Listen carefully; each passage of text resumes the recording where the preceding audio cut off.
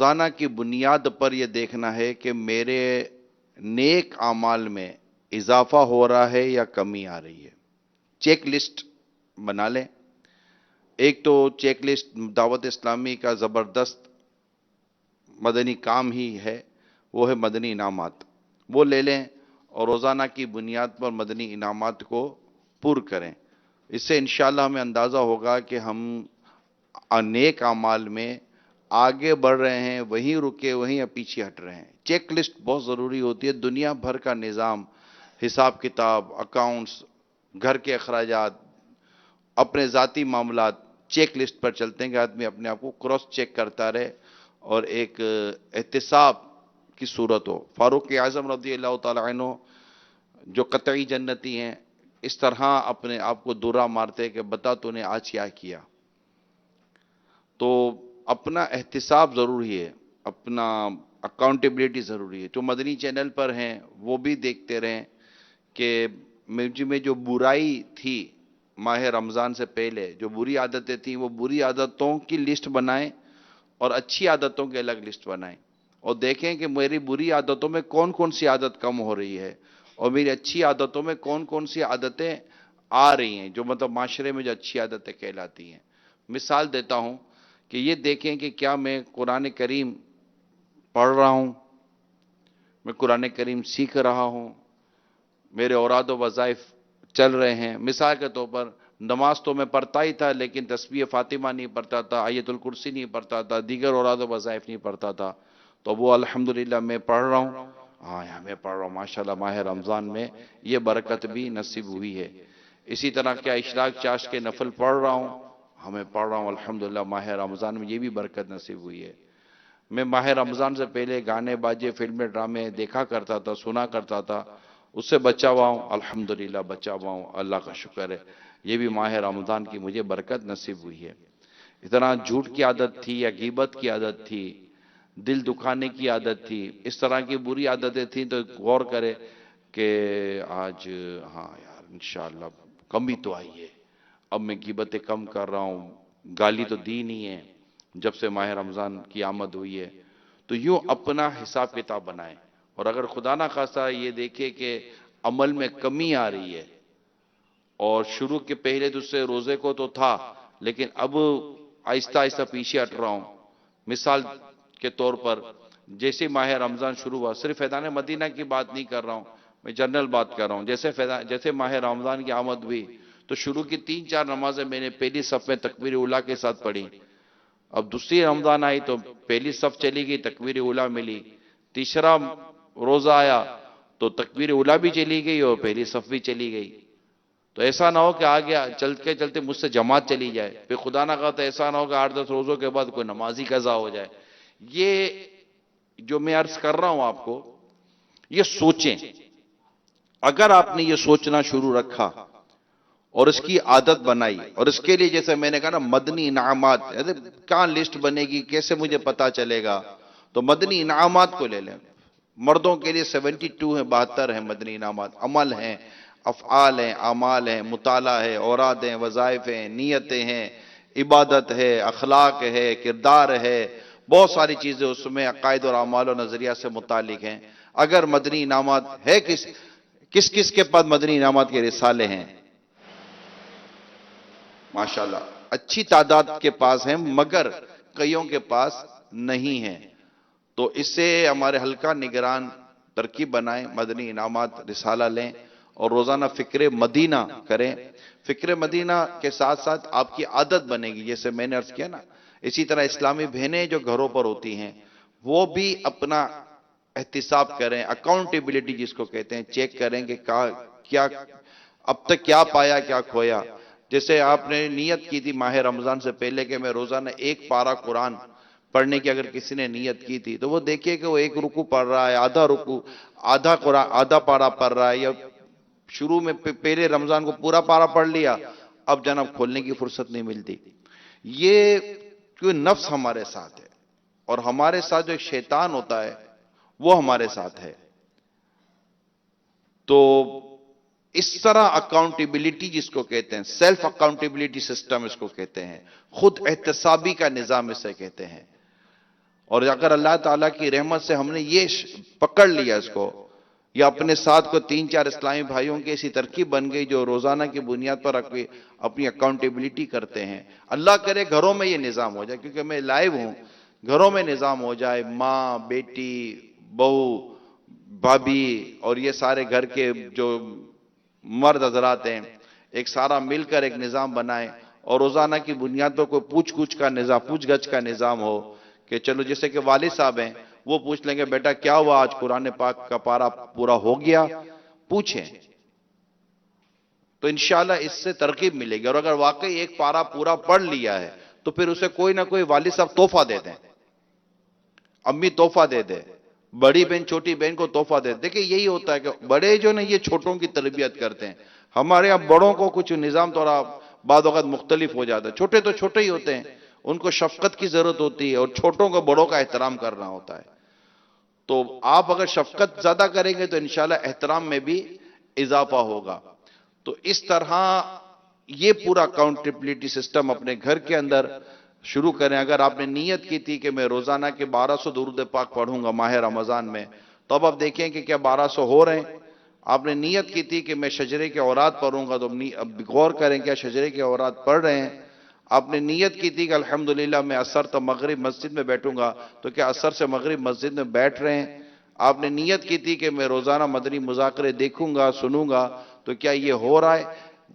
اسی طرح مختلف افعال، مختلف اعمال، مطالعہ، تفسیر، جیسے صراط و جنان کا بعد کا ذوق ہوتا ہے کہ میں قرآن پڑھوں اور سمجھوں، اس کی تفسیر پڑھوں، تو تفسیر صراط و جنان الحمدللہ ہمارے پاس دعوت اسلامی نے دی ہے، تو وہ اپنے موبائل فون میں بھی ڈاؤن لوڈ ہو سکتی ہے، تو وہ تفسیر دیکھ لیا جائے کہ میں نے روزانہ کتنی پیج تفسیر کے پڑھے۔ یعنی یہ میں آج آپ کو اس لیے اتنی جلدی بتا رہا ہوں کہ تیسرا چوتھا جیسے رمضان شروع ہوتا ہے تو ہم پیچھے نہ ہٹیں، آپ کو بھی تجربہ ہوگا کہ پہلی رمضان مبارک کی پہلی فجر اور چھٹی ساتویں روزے کی فجر، آپ فرق آپ دیکھ رہے ہیں۔ ہمارے علاقوں کی پہلی فجر کے اندر مسجد بھری ہوئی ہوتی ہے، بعض اوقات چھوٹی مسجد ہو تو صفیں باہر نکل جاتی ہیں، مگر آہستہ آہستہ آہستہ آہستہ نمازی کم ہونا شروع ہو جاتے ہیں۔ جو گھروں میں بیٹھے ہوئے ہیں عاشقان رسول، جو مختلف جگہوں پر دیکھ اور سن رہے ہیں، سوشل میڈیا کے ذریعے دیکھ اور سن رہے ہیں، سارا اپنا احتساب کریں گے، یار میں پہلی دوسری رمضان کو مسجد میں پہنچا تھا فجر کی نماز پڑھنے کے لیے، یہ کیا ہو گیا کہ میری فجر کی جماعت چلی گئی، اب میں گھر میں یہ سستی آ جائے گی، کیونکہ یہ شروع میں ہوتا ہے کہ جیسے جوش ہو جاتا ہے فوراً کرتے ہیں، لیکن چونکہ ماہ رمضان سے پہلے ہماری عبادت کی عادت تھی ہی نہیں، بدقسمتی کے ساتھ ہماری عادت ہی نہیں تھی، ہم پڑھتے ہی نہیں تھے نمازیں، ہم سے یہ چیزیں ہوتی ہی نہیں تھی۔ بس جیسے ہی رمضان آتا ہے اس کی بڑی برکتیں، فیضان ہیں، شیطان قید کر لیے جاتے ہیں، جنت کے دروازے کھول دیے جاتے ہیں، جہنم کے دروازے بند کر دیے جاتے ہیں، عبادت کا ذوق، شوق میں اضافہ ہو جاتا ہے۔ میں اس کا انکار نہیں کرتا، لیکن ہماری عادت ہمارے ساتھ لگی ہوئی ہے، عادت چپکی ہوئی ہے۔ وہ ہوتا ہے نا جب کسی کو پتا چلتا ہے کہ جناب آپ کو فلاں چیز ہو گئی بیماری، اب یہ مت کھائیے گا، تو 2 4 6 دنوں تو وہ پرہیز کرتا ہے، بعد میں خود اس کی پرہیز ختم ہو جاتی ہے، یا بھی چلتا رہتا، ہم لوگ عادی ہو جاتے ہیں اور وہ چیزیں ختم کر دیتے ہیں جن چیزوں ہماری عادتیں درست ہونے والی ہوتی ہیں۔ تو اپنا احتساب یہ ضرور بنائیں، اور اس سے ہماری قبر اور ہماری آخرت کو انشاءاللہ بہت فائدہ ہوگا، یہ یاد رکھیے گا۔ اگر ہم چھوڑ دیں گے تو پیچھے ہٹتے چلے جائیں گے۔ جو دکاندار اپنا حساب کتاب نہیں کرتا، نارملی وہ دکاندار لاس کر جاتا ہے۔ جو فیکٹری، جو انڈسٹری، جو ملٹی نیشنل کمپنی اپنا احتساب یا اپنا حساب کتاب نہیں کرتی، وہ نارملی لاس کر جاتی ہیں، کلیپس ہو جاتی ہیں، بینکرپٹ ہو جاتی ہیں۔ ہمیں پتہ ہونا چاہیے کہ ہمارا نظام کیا ہے۔ ایک بزرگ علیہ رحمہ کے بارے میں پتہ چلا تھا کہ انشاءاللہ اب مزید باتیں پھر کسی اور نشست میں عرض کروں گا۔ احتساب، حساب، مدنی انعامات انشاءاللہ، صلو علی الحبیب۔ اب مدنی چینل کے ناظرین اور حاضرین، انشاءاللہ مدنی مذاکرے کا سلسلہ ہے، اور مدنی مذاکرے کا سلسلہ یہ ہمارا دعائے افطار تک جاری رہتا ہے، اور غروب آفتاب سے کچھ لمحوں پہلے الحمدللہ یہیں عالمی مدنی مرکز فیضان مدینہ میں دعا ہوتی ہے. آپ تمام عاشقان رسول جو اگر گھر پر سن رہے ہیں، سوشل میڈیا پر ہیں، آپ کو دعوت دیتا ہوں کم از کم عصر کی نماز جو باب المدینہ کے ہیں فیضان مدینہ میں ادا کریں، تاکہ آپ کو علم دین سیکھنے کا بھی موقع ملے اور دعا میں بھی شرکت ہو.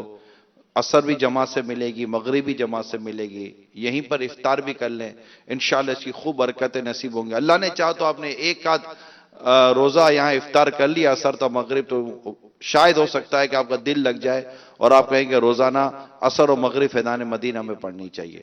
صلو علی الحبیب.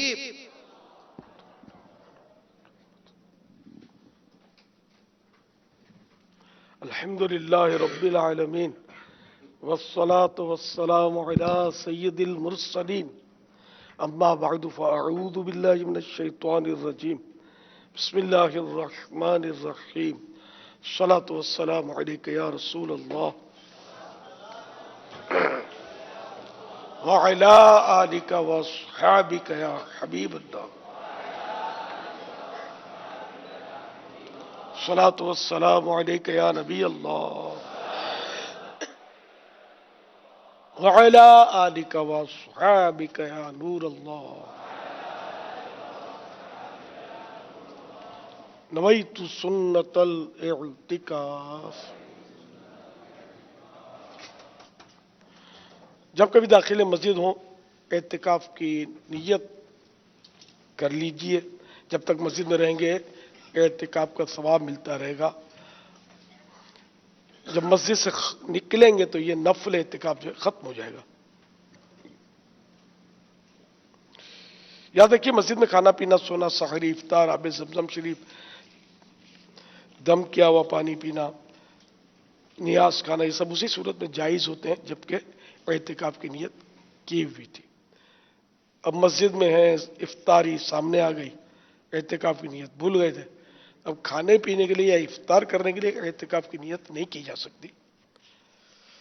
البتہ ثواب کے لیے اب بھی کی جا سکتی ہے، کر لیجئے. کچھ ذکر و درود کر لیجئے، چاہیں تو 12 بار درود شریف پڑھ لیں. پھر یہ کہ کھانے پینے افطار کرنے میں کوئی حرج نہ ہوگا. صلو علی الحبیب صلی اللہ تعالی علی محمد. رسالہ ضیاء درود السلام پیج نمبر 2، فرمان مصطفیٰ صلی اللہ تعالی علیہ وآلہ وسلم نمبر 4. مسلمان جب تک مجھ پر درود شریف پڑھتا رہتا ہے فرشتے اس پر رحمتیں بھیجتے رہتے ہیں.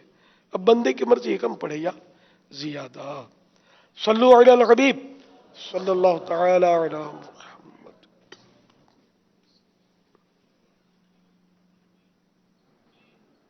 میرا امیر اہل سنت سے یہ سوال ہے کہ کیا معتکف محراب مسجد میں جا سکتا ہے؟ یہ غلط فہمی زمانے سے سنی ہوئی ہے کہ محراب مسجد سے خارج ہے. لوگ سمجھتے ہیں وہ مسجد ہی کا حصہ ہے. محراب میں بلا تکلف معتکف جا سکتا ہے، کوئی فرق نہیں پڑے گا اعتکاف میں. صلو علی الحبیب صلی اللہ تعالی علی محمد. فرمان اختاری آنے وال شیخ سے بات کرو. امیر اہل سنت کی بارگاہ میں عرض ہے، اگر کسی شخص کو تنہائی کے اندر ڈر لگتا ہے تو وہ کیا کرے؟ اس کے بارے میں کچھ مدنی پھول ارشاد فرما دیجیے گا. کیسے ڈر لگتا ہو؟ تنہائی میں ڈر لگتا ہے. ہاں، قبر کی تنہائی کیسی ہوگی؟ اللہ کریم قبر کی تنہائی میں ہمیں وحشت سے بچائے. باقی دنیا میں تو وہ تنہائی تھوڑی ایسی ہی ہوتی ہے بس کہ دوسرے کمرے میں لوگ ہوتے ہیں، باہر ہوتے ہیں، گلیوں میں ہوتے ہیں، اوپر نیچے ہوتے ہیں. پھر بھی بہرحال یہ کہ یہ بھی ایک مرض ہے، ڈر لگتا ہے آدمی کو. اس میں یہ کہ یا رؤوف یا رؤوف یا رؤوف پڑھتے رہیے، اللہ کریم مدد فرمائے گا. صلو علی الحبیب صلی اللہ تعالی علی محمد. پیارے امیر اہل سنت، آج آپ بہت پیارے لگ رہے ہیں. اللہ عز و جل آپ کو سلامت رکھے. پیارے باپا جانی، میرا آپ سے یہ سوال ہے کہ آج کل لوگ کسی کامیابی میں خوش ہو کر ناچ گانوں کی محفلیں کرتے ہیں اور کہتے ہیں آج کل کی تو خوشیاں ایسی ہی ہوتی ہیں. پیارے باپا جانی، کیا یہ کرنا درست ہے؟ خوشی میں نعت خواہ نہیں کرتے ہیں. اچھا گانے بجاتے خوشی میں؟ ہاں گانے تو بجاتے ہیں، شادیوں میں خوشی ہوتی ہے تو گانے بجاتے ہیں. توبہ استغفر اللہ، ایک گناہ کا کام ہے. اس سے چاہے خوشی کا موقع ہو چاہے غم کا موقع ہو، گانے باجے حرام اور جہنم میں لے جانے والے کام ہیں. ان سے جس نے کیا اسے توبہ بھی کرے. دو سوالات اس طرح کے آئے ہیں سوشل میڈیا پر، فیس بک پر، کہ دعا کریں میری قسمت اچھی ہو جائے.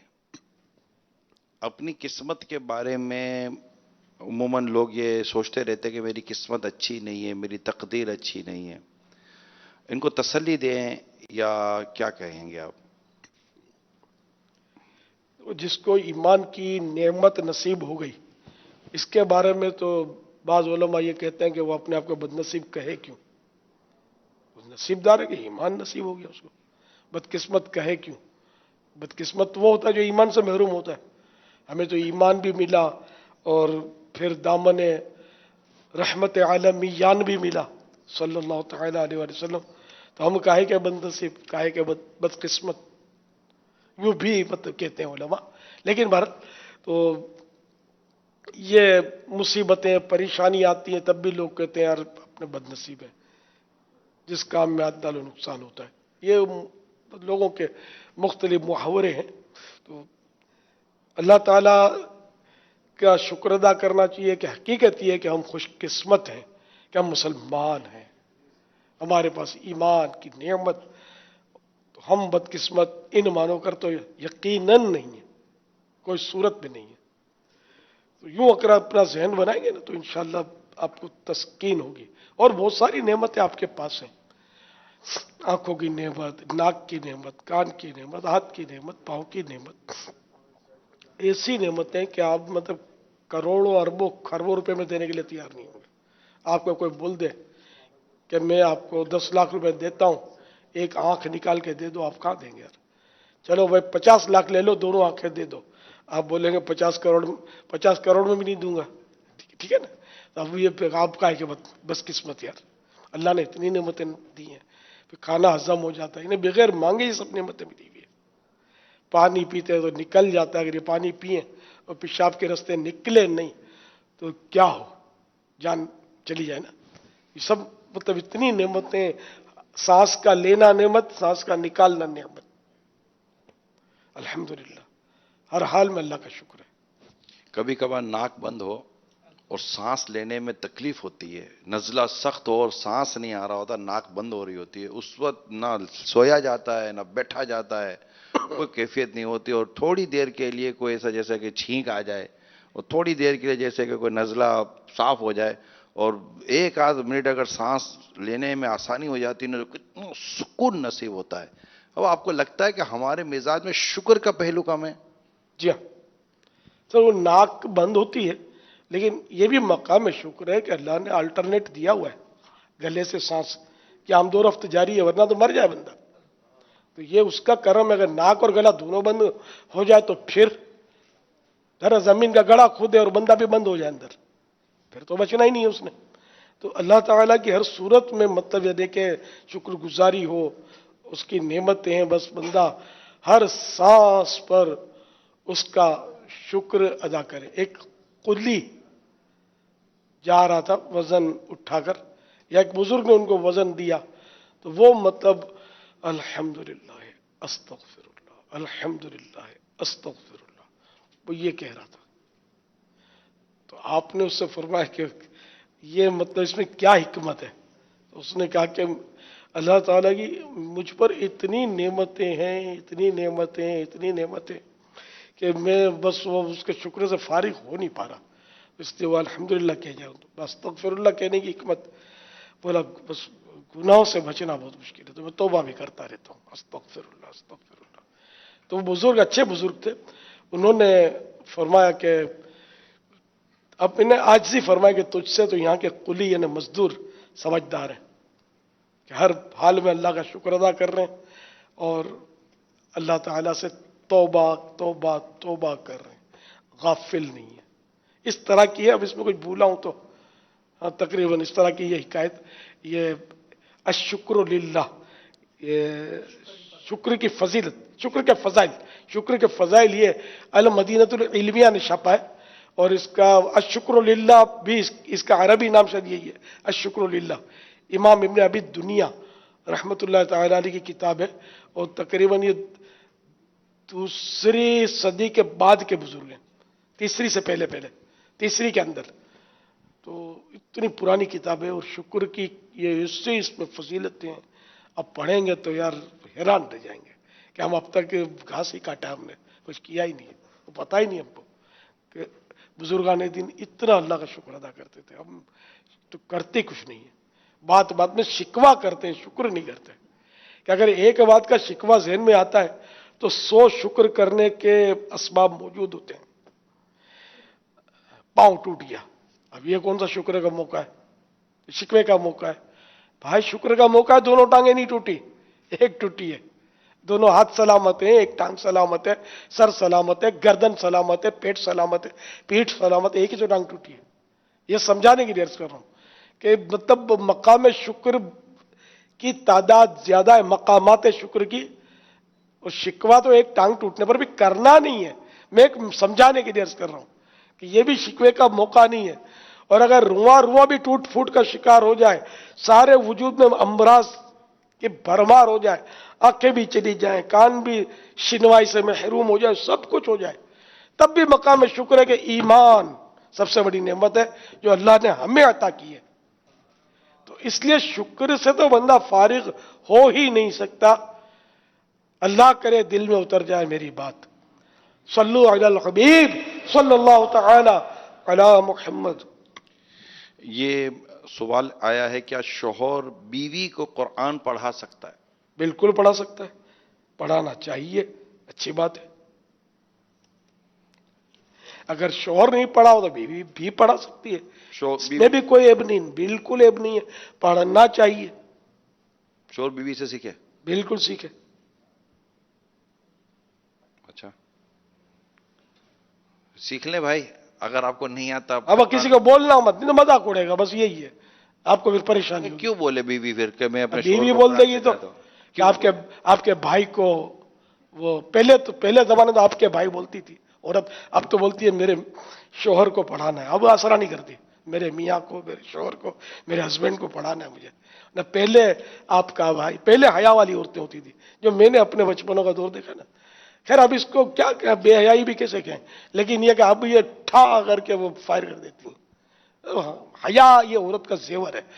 आपका भाई, आपका बेटा, बड़ों हो के आपके बेटे ने ये कहा तो समझ जाता है सामने वाला, आपके भाई ने ये कहा,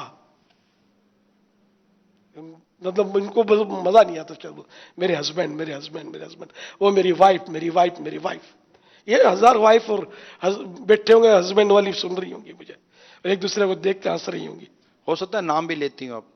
हाँ ले लेती, शोर से आगे निकल बिल्कुल। अब तो नाम लेती हैं, पहले बाप का नाम लेते थे, अब वाइफ का नाम लेती है, शोहर का नाम लेती है।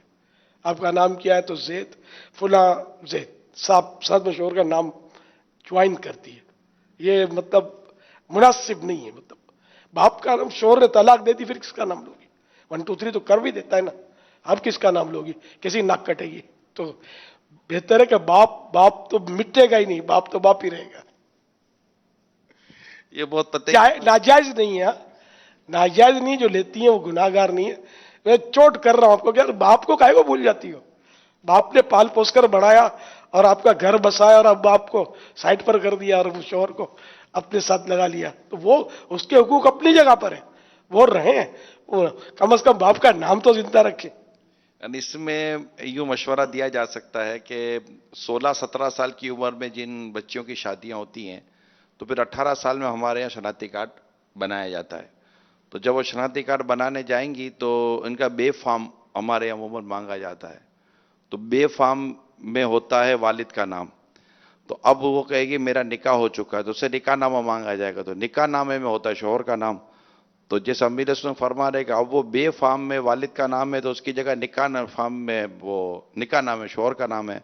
तो जब वो शनाख्ती कार्ड बनाएगी तो वालिद के नाम की जगह पर अपने शोहर का नाम दे देगी कि मेरी शादी हो चुकी है, मैं शादीशुदा हूँ। तो अमीर सुन्नत की बात का गालिबा यही मैं समझ पा रहा हूँ कि फिर ऐसे में وہ شناختی کارڈ بناتے وقت یا پاسپورٹ بناتے وقت اپنے نام کے ساتھ اپنے والد ہی کا نام رکھے، نہ کہ شوہر کا نام. یہی ہے. جو اب قانون چل رہا ہے اس پہ تو چلنا پڑے گا نا.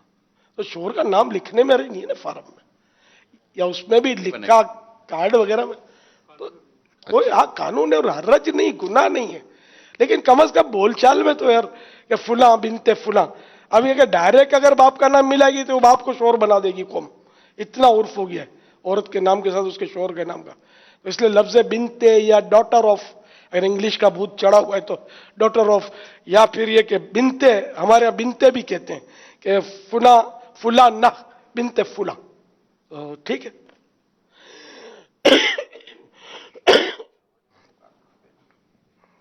صلو علی الحبیب صلی اللہ تعالی علی محمد. کیا نماز میں سورتوں کی ترتیب ضروری ہے؟ ترتیب یعنی کہ اوپر سے نیچے کی طرف آنا، جیسے پہلے سورہ فلق پڑھنا تو پھر سورہ ناس، یہ نیچے ہے، یہ ترتیب واجب ہے. اور الٹا پڑھنا یہ گناہ ہے. یہ نماز میں بھی اور تلاوت میں بھی اس کا خیال رکھنا ہے کہ الٹا پڑھنا گناہ ہے. ہاں اگر اوراد ہیں تو ان میں الٹا پڑھنے میں اگر اوراد کی ترتیب اس طرح تو کوئی حرج نہیں ہے.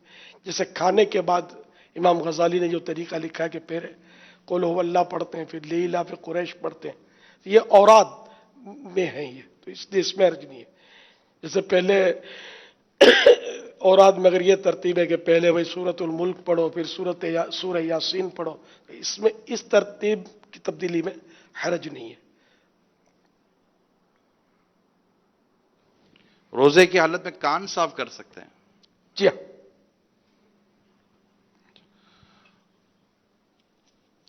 روزہ نہ لگے کوئی طریقہ بتا دینا. اس کے مختلف طریقے لکھے ہوئے ہیں اپنے گرمی کے مدنی پھول میں. اگر سحری میں احتیاط کریں، گرم مسالے دار چیزیں کھائیں گے نا تو شاید پیاس زیادہ لگے گی. اور اگر دہی کا استعمال زیادہ ہوگا، ٹھنڈی چیز جیسے اس طرح کی چیزیں کھائیں گے تو کم لگے گی. پھلوں سے اگر سحری کریں گے تو اور بھی کم لگے گی.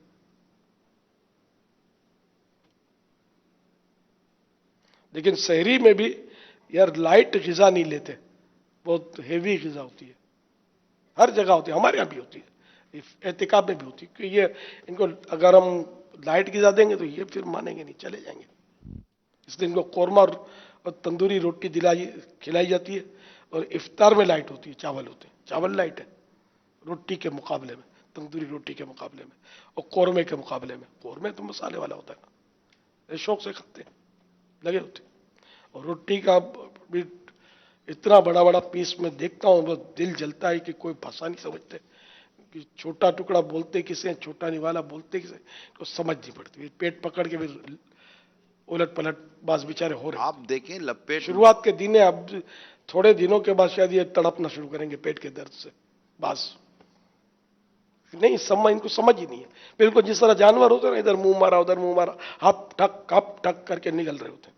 کیا کروں میں دیکھتا ہوں، سمجھانا مشکل ہوتا ہے. اب میں نے بول بھی دیا تو مروت میں ایک بار وہ چھوٹا لے لے گا، پھر اگر اپنی نظر بچی تو یہ آپ دیکھتے نہیں یہ چھوٹا بناتے ہیں، لپاٹ کے. ہاں وہ جس بیچارے وہ لپیٹ کر وہ اس کو گٹھا بنا دیتے ہیں، اس کو ہی چھوٹا سمجھتے ہیں. روٹی کا ٹکڑا اتنا سا ہو، چبائے، دیر تک چباتا رہے، اور اس میں ہاضم لعاب جو ہے، تھوک جو ہضم کرنے والا، وہ اس میں مکس ہو، پھر یہ جب پیٹ میں جائے گا تو پیٹ کو سکون دے گا. اب یہ تو بیچارے دھکم پیل کر رہے ہوتے ہیں، پھٹافٹ فارغ ہو جاتے ہیں. بس تو ایسا تو اکیلے میں بندہ نہیں کھاتا، سب کے بیچ میں کیسے کھائے گا؟ سب کے بیچ میں جب کھانا پڑتا ہے میں رہ جاؤں گا. آئیے نا، خالی ہو جائے. گھر میں بوٹی ہوتی ہے، یہاں بوٹے ہوتے ہیں، یہ بھی آزمائش ہے. تو یہ بیچارے، ان کی ہمدردی بھی مجھے ہوتی ہے، لیکن میں کر نہیں پاتا، ان کا کوئی مطلب ذہن نہیں بنا پاتا. یہ برسوں کا میرا درد ہے، نہیں سمجھتے. سب نہیں، مگر کچھ ایک تعداد ہوتی ہے جو نہیں سمجھتے اس چیز میں. بہت کھاتے बगैर बेतुका खाते हैं। अभी जवानी में समझ बाजों को नहीं भी आती तो बाद में शायद परेशानी हो जाएगी कि बुढ़ापा सुकून से गुजारना है तो बंदा जवानी से परहेज करे। इस तरह बहनें भी बेचारियां फिर पड़ी होती हैं, आखिरी दिन आते हैं जो इबादत का जोर होता है, रौनक होती है ईद की, ज़ाहिर नफ्स को भी एक लुत्फ आता है और ये लुत्फ बातिल नहीं है ना, अच्छा लुत्फ है, मजा आता है रौनकें देखकर, ताक कराते हैं। तो ये बेचारियां और बेचारे बाजों का बुखारों में तप रहे होते हैं, कैसे हो गया ये बस इनको समझ नहीं आती। तो ये कहीं कबाब चिपक जाता है, कहीं समोसा फंस जाता है, तो इस तरह फिर वो मुरगन तेली तली हुई ग़िज़ाएं रमज़ान में जितनी खाई जाती हैं सारे साल में नहीं खाई जाती। बोटियां सबसे ज़्यादा बकरीद में खाई जाती हैं इन दिनों में, और रमज़ान में तली हुई ग़िज़ाएं ज़्यादा खाई जाती है। तो ये तली हुई ग़िज़ाएं खा खा के दिल के मसाइल, और बकरीद में गोश्त, मुहर्रम में अमवात ज़्यादा। मुहर्रम में ये समझो कि जो कब्रिस्तान में कब्रें खोदते हैं ना, मैयतें नहलाते, कफन बेचते, इनका सीजन समझ लो कि रमज़ान में तेल भर लेते हैं, बकरीद में बोटियां बगैर चबाए ठोंस लेते हैं, फिर बेचारे बाजार फेल हो जाते हैं, दिल के अमराज हो जाते हैं, एंजियोग्राफी, बाईपास, ये वो। शायद इस तरह का है हमारे यहाँ निज़ाम, अल्लाह करीम आसानी करे। अब इसका मतलब ये नहीं कि कोई मुहर्रम में हार्ट फेल हो गया तो उसने बोटे खाए थे, ये मैं एक आम जनरल बात कर रहा हूँ। नऊज़ुबिल्लाह, हमें किसी के बारे में ऐसी बदगुमानी नहीं करनी चाहिए। या रमज़ान के आखिरी दिनों में कोई बीमार हो गया तो इसका मतलब उसने तले हुए कबाब समोसे ही खाए थे रोज, इसलिए हो गया बीमार, ये भी नहीं है। बुखार तो मेरे महबूब सल्लल्लाहु तआला अलैहि वसल्लम की खिदमत में सलाम के लिए हाजिर हुआ था, तो वहाँ तो खाने की कोई बेइतदाली थी नहीं, वहाँ तो सब मतलब शरीयत ही शरीयत है, जो है वो हमारे लिए मतलब दर्स ही दर्स है। लेकिन ये जनरल में बात कर रहा हूँ कि हम लोगों की हिर्स की वजह से बीमारियां हम लोग ले लेते हैं, खरीद कर लेते हैं बीमारियां। ये और ठंडा पानी जो नाजरीन और हाजरीन, जो ठंडा पानी ने, ये तो मेडिकली पॉइंट ऑफ व्यू पे भी अगर आप किसी भी समझदार डॉक्टर से पूछ लें कि जे मैं पूरा दिन भूखा प्यासा रहा हूं और अब जैसे ही इफ्तार हुआ और आपने ठंडा पानी पीने का जो मिजाज है, और उसमें फिर वो केमिकल वाला शरबत बना हुआ होता है, लेकिन मैं ठंडे पानी के हवाले से उसको, ठंडा पानी जैसे ही अंदर जाता है ना तो वो जो खराबी पैदा करता है ना, तिब्बी तौर पर मेडिकली पॉइंट ऑफ व्यू पर भी हरगिज दुरुस्त नहीं होता, क्योंकि अंदर का टेम्परेचर हमारा गर्म है और आप उसके ऊपर बिल्कुल ठंडा पानी डाल लें फौरन इतने घंटों के बाद, तो वो वैसे ही तबीयत के लिए वो मुनासिब नहीं है। तो इसके लिए मशवरा यही है कि इफ्तार के वक्त अल्लाह तौफीक दे ना तो सादा पानी पिए, ठंडा पानी ना पिए। वैसे इसके नुकसान आते हैं, लेकिन रोजे में बिल्कुल जैसे खाली पेट में ठंडा पानी डाला ना तो मेडिकली तौर पर जो मैंने डॉक्टरों से पूछा है नुकसानदेह है, तो इससे एहतियात करें। रमजान शरीफ अगर पुरसुकून गुजारना है ना तो तली हुई चीजों की तरफ ना देखे, कबाब समोसे पकोड़े ये, और ठंडी बोतलें ना पिए, नीले पीले शरबतों की तरफ हाथ ना बढ़ाए, ठंडा पानी ना पिए, और घर का खाना खाए, सिर्फ बाजार का ना खाए। घर का खाना उसमें भी तेल जो है ना ये वाजबी हो, तेल के रेगाड़े डालते हैं, पूरा तेल ही तेल, बाजों में घरों में बहुत तेल होता है। मीठी डिशें जो है ना ये इसमें चीनी जितनी डालते हैं ना इतनी तो सबको चाहिए आधी कर ही दें, बल्कि सफेद चीनी सच्ची बात है कि ये मीठा जहर है। ये खुद मतलब डॉक्टरों की तहकीकें होती हैं कि ये सफेद चीनी जो है ना ये बहुत नुकसानदेह, इसके फवायद तो मुझे सुने नहीं है, नुकसान पढ़े सुने हैं। तो ये नुकसानदेह, इसकी जगह पर अल्लाह ने पैसा दिया है तो शहद इस्तेमाल करे, खालिश शहद। और पहले शहद और खजूरों के जरिए ये चीनी का काम लिया जाता था, मीठा किया जाता था। तो खजूरें अल्लाह की नेमत है, बहुत बड़ी नेमत है। और गुड़ अच्छी चीज है, लेकिन रिफाइंड गुड़ नहीं होना चाहिए। हमारे यहाँ खूबसूरत सफेद सफेद डले होते ना गुड़ के, मुंह देख कर ही मन हो जाए, ये नहीं ठीक होते। इसमें गुड़ जो हो ना वो थोड़ा देखने में अच्छा नहीं लगता, वो देसी गुड़ जिसको बोलते हैं, देसी गुड़ इस्तेमाल किया जाए। मदीना होता है। मैं तो आमतौर पर चाय इसी की देसी गुड़ की पीता हूँ। चीनी, सफेद चीनी से मुझे मतलब समझो वहशत टाइप की होती है, मगर अब ज़ाहिर फंस जाते हैं। बाज़ औक़ात सफेद चीनी की भी आ जाती चाय, खत्म हो गया गुड़ या कहीं इधर उधर गए तो उसने तो वो सफेद चीनी डालनी है, वहां मुतालबा कर नहीं सकते, उनके पास गुड़ कैसा।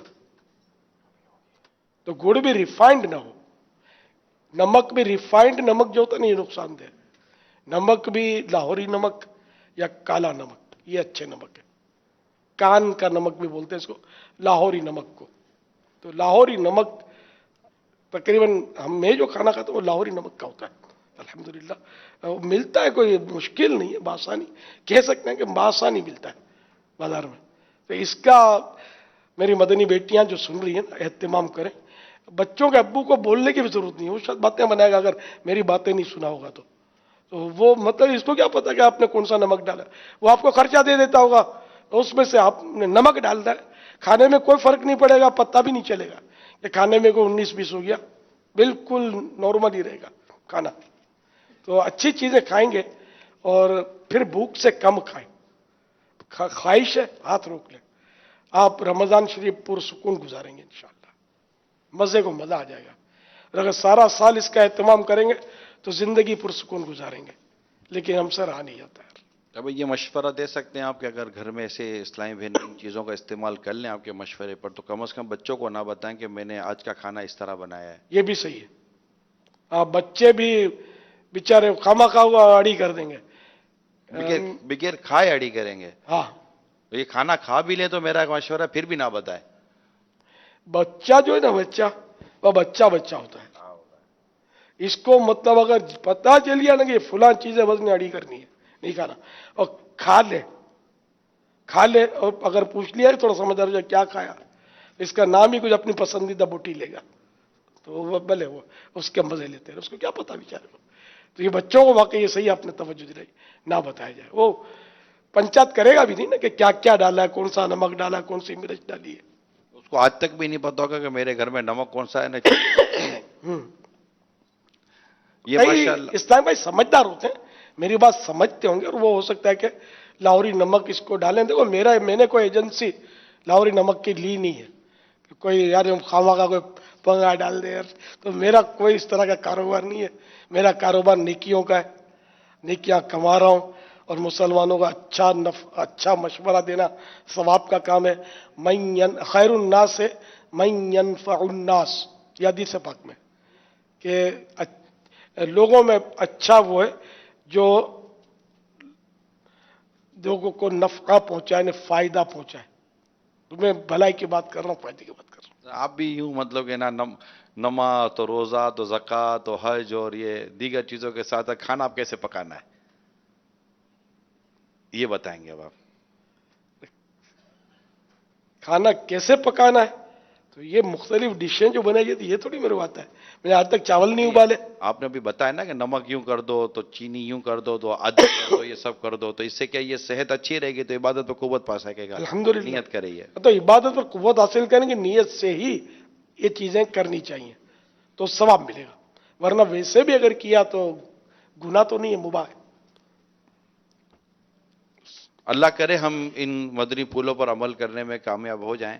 यकीनन ये सेहतमंद रहने और हकीकत तो ये है कि बचत भी है इसमें, आपका बजट भी अच्छा रहेगा और डिशें कम हो जाएंगी तो अखराजात भी कम हो जाएंगे, एहतियात भी रहेगी, परहेज भी रहेगी, इबादत पे कुव्वत मिलेगी।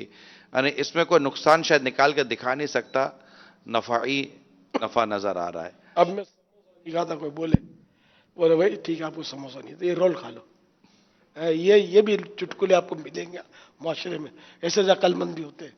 मैं रोल खाता हूँ, समोसा नहीं होता, जब पकड़ा जाए तो अलग है, दोनों चीजें एक ही है। सल्लु अलल हबीब। लूट ले रहमत लगा कुफले मदीना पेट का, लूट ले रहमत लगा कुफले मदीना पेट का, पाएगा जन्नत लगा कुफले मदीना पेट का, पाएगा सेहत लगा कुफले मदीना پیٹ کا ماشاءاللہ ہمارے ساتھ اس وقت سردار آباد مدنی مذاکرے میں شامل ہے، اور ایک اور منظر میں نے سکھر والوں کا بھی دیکھا تھا، لیا بھی ہے اور سکھر بھی ہے، ماشاءاللہ بھی ہے، سکھر بھی ہے۔ روزانہ شرکت کی نیت کریں۔ سکھر باب الاسلام سے نہیں، یہ لیا لگ رہا ہے مجھے، ماشاءاللہ، یہ سکھر نہیں تھا۔ ہاں، اقبال بھائی نظر آ رہے ہیں۔ ماشاءاللہ لیا پنجاب پاکستان، ماشاءاللہ ماشاءاللہ۔ یہ روزانہ معتکفین ہوں گے ایک تعداد ان میں، جی بابا، یہ پہنچے ہوں گے وہاں پر شاید جہاں پر مگر یار بیچارے یہ ہماری دعائے افطار میں شریک ہونا ان کے لیے دشوار ہوتا ہوگا۔ یہ سکر میں بھی 7 منٹ کا شد فرق ہے ہمارے سے، ہونا چاہیے۔ شاید کیا کریں یار، اب پنجاب تو اس سے زیادہ جلدی نپٹ جاتا ہے، حل بھی کیا اس کا۔ نہیں، ماشاءاللہ یہ علم دین کے مدنی پھول بھی مل ہی رہے ہیں، تو یہ ایک زبردست عبادت کا وقت تو ہے، لیکن اب ایسا ہوتا ہوگا کہ شاید یہ ان کا جب غروب آفتاب ہوتا ہوگا تو وہاں ہمارے جو ذمہ دار ہوتے ہوں گے ہاں وہ تو وہ شاید دعا کا سلسلہ وہاں شروع کر دیتے ہوں گے۔ جی جی، صلو علی الحبیب صلی اللہ تعالی۔ صلی اللہ تعالی علی محمد۔ میں شہزاد اسلم اتاری UK برمنگھم سے بات کر رہا ہوں۔ کچھ دنوں سے میری والدہ محترمہ بہت سخت بیمار تھی، اسپتال میں تھی، تو میں نے یہ نیت کی کہ میں کل انشاءاللہ مذاکرے میں سوال کر کے امیر علیہ سنت کی بارگاہ میں دعا کی التجا کروں گا۔ جب رات کو میں سویا تو خواب میں امیر علیہ سنت برمنگھم UK کی ایک مسجد میں تشریف لائے ہوئے ہیں، اور میں ان کے ساتھ ملاقات بھی کرتا ہوں، اور جب میں ملاقات کرتا ہوں تو ہاتھ میں مصافحہ کر کے میں امیر علیہ سنت سے التجا کرتا ہوں کہ میری والدہ بہت بیمار ہیں، ان کے لیے دعا کیجیے۔ تو امیر علیہ سنت نے میری التجا قبول فرمائی اور مجھ سے کہا کہ انشاءاللہ آپ کی والدہ ٹھیک ہو جائیں گی۔ صبح جب میں اٹھا تو پاکستان سے فون آیا، میرے بھائی نے فون کیا کہ ماشاءاللہ والدہ صاحبہ جو ہیں وہ پہلے سے کافی بہتر ہیں، اور ڈاکٹر نے انٹینسیو کیئر یونٹ سے نارمل وارڈ میں موو کرنے کا ارادہ کر لیا، وہ کافی بہتر ہیں، مسکرا رہی ہیں۔ میرا نام محمد بلال ہے۔ میں یہ پوچھنا چاہتا ہوں کہ جب ہم درود شریف پڑھتے ہیں تو اس کا ثواب پیارے آقا صلی اللہ علیہ وسلم کے علاوہ اپنے امی ابو کو دے سکتے ہیں، صحابہ کرام رضی اللہ عنہم کو دے سکتے ہیں؟ اسے یہ برمنگھم تھا، یہ آپ بھی مطلب نہ ویزا لاگو پڑتا ہے، نہ سفر، نہ ٹکٹ، کوئی مسئلہ ہی نہیں ہے نا، خواب کا تو خواب ہے نا۔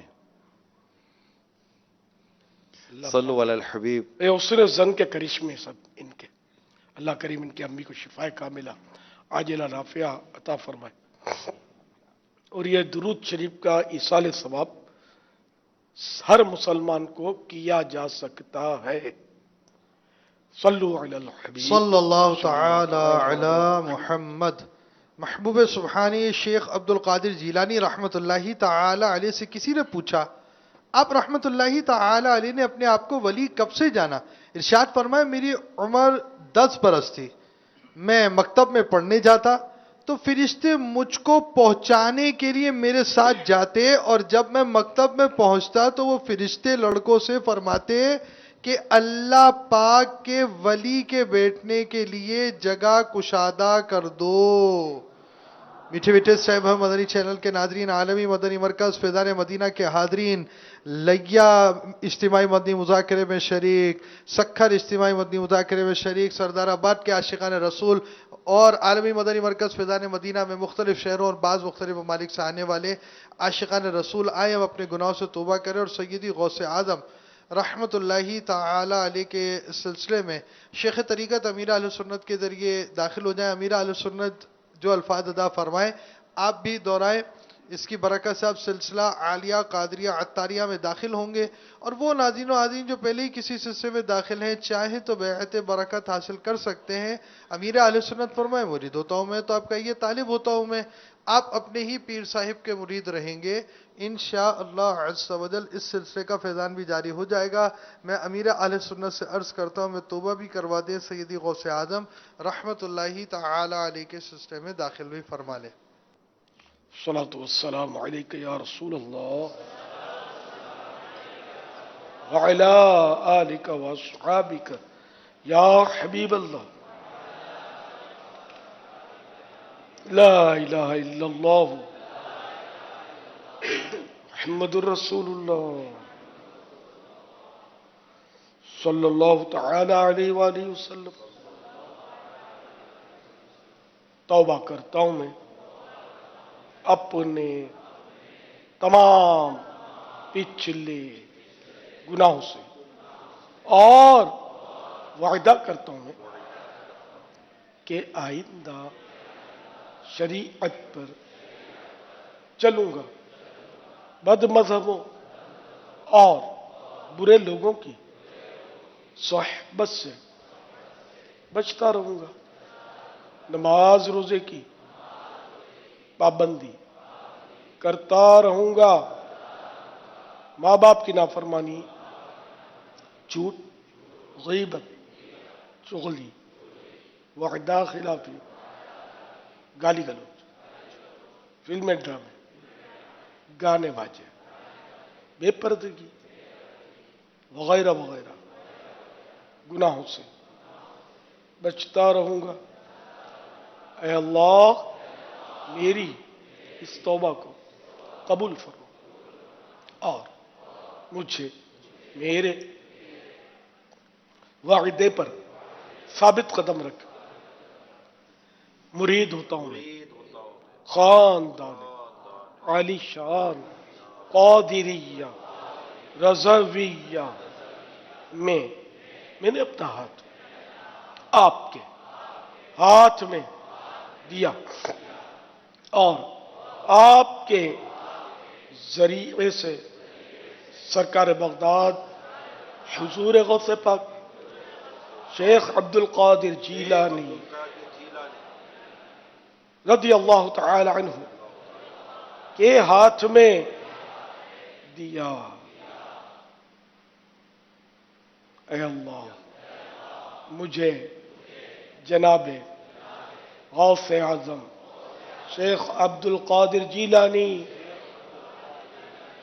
के मुरीदों में कबूल फरमा और कल क़यामत में गौसे पाक के गुलामों में उठा।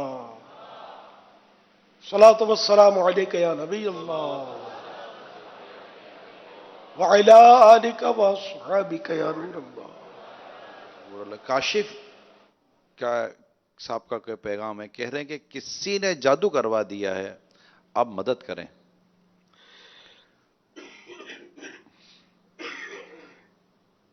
अल्लाह ताला आपको सेहत व आफियत नसीब फरमाए, मुश्किल आसान करे। इसके लिए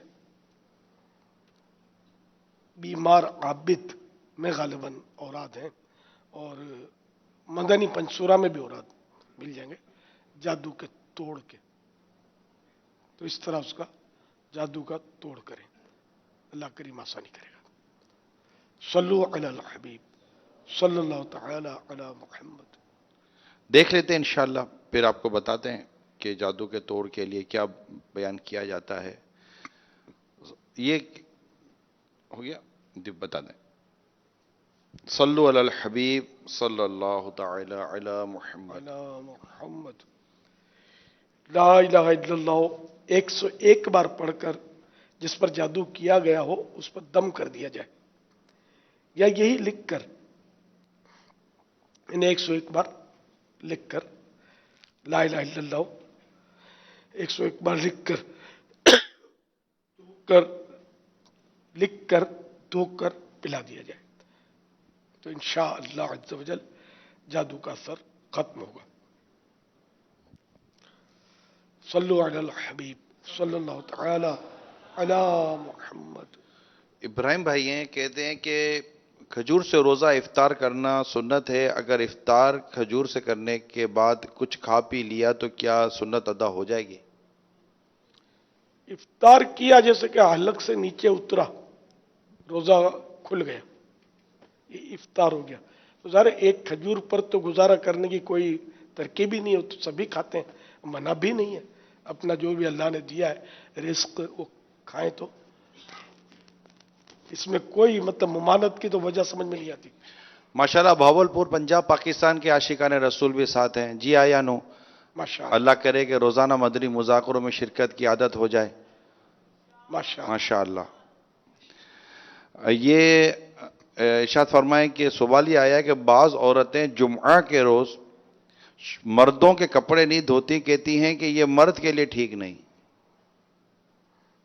इनका ना धोना औरत के लिए ठीक नहीं, कि मर्द को बेचारे को धुले हुए कपड़े की जरूरत है और बेचारे को वो परेशान कर रही है। ऐसे ढकोसलों में ना पड़े और अपने बच्चों का अब्बू की खिदमत करें, इंशाअल्लाह जन्नत हासिल होगी।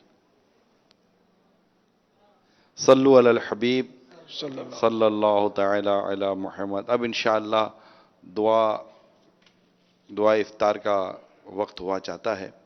तमाम इस्लामी भाई हाज़रीन नाज़रीन इस अहम तरीन वक्त में भी बिल्कुल शरीक रहें और दुआ में शामिल हो जाएं। सल्लु अलल हबीब सल्लल्लाहु सल्लल्लाहु तआला अलैहि अला